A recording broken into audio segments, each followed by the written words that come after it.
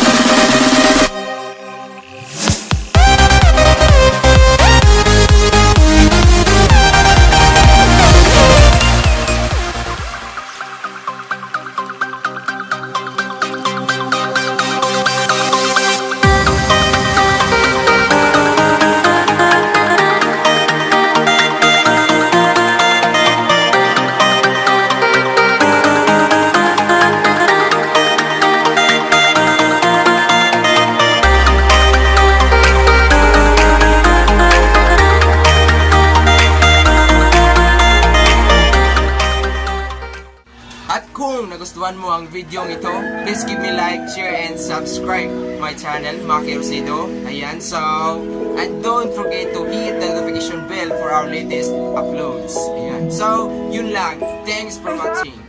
Bye-bye mga kaloka. Open eye, feel the waves cut through me, hypnotized by the sounds I'm breathing in.